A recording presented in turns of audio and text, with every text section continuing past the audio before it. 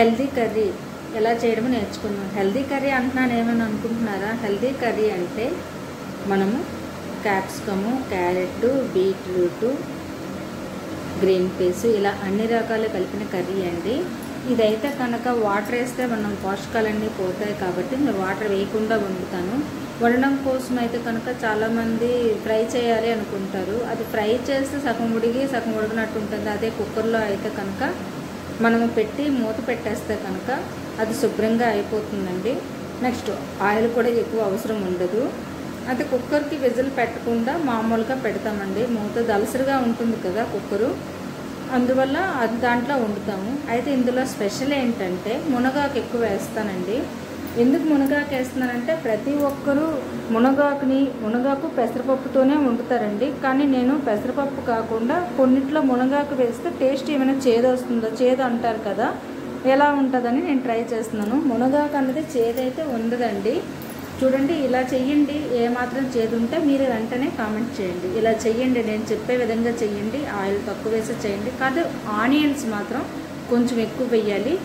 ఇందులో అల్లం వెల్లుల్లి పేస్ట్ అయితే వేయమండి, వెల్లుల్లి మాత్రమే వేస్తాము. వెల్లుల్లి కొంచెం ఎక్కువ వేసుకుంటాం. ముందుగా ఏం చేశానంటే ఆనియన్స్, పచ్చిమిర్చి వేయించానండి. కొంచెం ఆయిల్ వేసి అవి వేగుతున్నప్పుడు వెల్లుల్లి కూడా వేసాను. కొంచెం కచ్చా పచ్చిగా కట్ చేసినట్టుగా వేసాను, అంటే కొంచెం చితక్కొట్టు వేసానండి. ఎక్కువ చితక్కొట్టలేదు, ఎక్కువ ఫ్లేవర్ రాకుండా. అది ఉడుకుతుంటే ఫ్లేవర్ వస్తుంది. అదేవిధంగా వెల్లుల్లి చితక్కొట్టు వేసాను. తర్వాత carrot, beetroot, capsicum, yellow capsicum వేసానండి. గ్రీన్ క్యాప్సికమ్ వేయలేదు.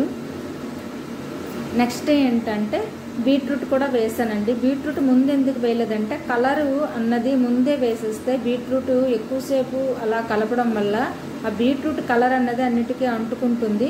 అలా కాకుండా మనం లాస్ట్లో బీట్రూట్ వేసాము అంటే మంచి కలర్ అన్నది లాస్ట్ వరకు ఉంటుంది. అంటే ముందు వేసేస్తే మొత్తం ఒకటే కలర్ అయిపోతాయి. అలా కాకుండా లాస్ట్లో వేస్తే బాగుంటుంది. అందుకనే ముందు క్యారెట్ వేసి, తర్వాత క్యాప్సికమ్ వేసి, తర్వాత పచ్చి బఠానీలు వేసి, మునగాకు వేసాను. మునగాకు వేసాక ఇవన్నీ వేసాను. మునగాకు ముందు ఆనియన్స్తో పూర్తిగా వేయించిన తర్వాత వేసానండి. తర్వాత ఇవన్నీ 1 by 1 వేసాను. లాస్ట్లో నేను బీట్రూట్ వేసానండి. వేసేసి మనము మూత పెట్టే ముందు సాల్ట్ వేస్తామండి. అంతా పసుపు, ఉప్పు, కారం అన్నీ వేసి లాస్ట్లో మూత పెట్టే ముందు సాల్ట్ వేస్తాము. వేసి 2 సార్లు కలిపేసి మనం మూత పెట్టడమేనండి. మూత పెట్టేసి ఉంచేస్తే అది చక్కగా అయిపోతుంది. మనం మసాలా గుండ అన్నది లాస్ట్లో వేసుకుంటే వేసుకోవచ్చు. ఒకవేళ కారం చాలకపోతే మరి కొంచెం వేసుకుంటాము. నేను ముందు కొంచెం కారం వేసాను, మరి తర్వాత కొంచెం కారం ఎక్కువగానే వేసానండి. తర్వాత మనం మూత పెట్టేస్తామండి. మూత పెట్టి విజిల్ అన్నది ఇవ్వకూడదు. ఇవ్వకుండా మామూలుగా మూత పెట్టేసి తీస్తాము.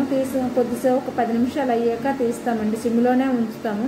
తర్వాత తీసేసి మనం వీలుంటే మసాలా పౌడర్ కొంచెం వేస్తాము. మసాలా పౌడర్ వేసుకుంటే మంచి ఫ్లేవర్ వస్తుంది. లేకపోయినా బాగుంటుంది, కానీ కొంచెం కలర్ కూడా బాగుంటుంది. అందుకని నేను మసాలా గుండ వేసానండి. ఇంకొన్ని లాస్ట్లో కొంచెం మసాలా గుండ వేసాను. వేస్తే మంచి కలర్ అయితే వస్తుంది కదా అని వేసాను. కానీ కొంచెం ఎక్కువ కలిపడం వల్ల బీట్రూట్ కలర్ అయితే కొంచెం అనిపిస్తుంది. చూడండి, కొంచెము అంటే బ్రౌనిష్గా వచ్చేసింది. అలా కాకుండా మీరు ఎక్కువ కలపకండి, బాగుంటుంది. టేస్ట్ అయితే చాలా బాగుంది. మునగాకు వేసినట్టే తెలియలేదు, చాలా టేస్టీగా ఉంది. మీరు ట్రై చేయండి. చేదొస్తే కామెంట్ చేయండి.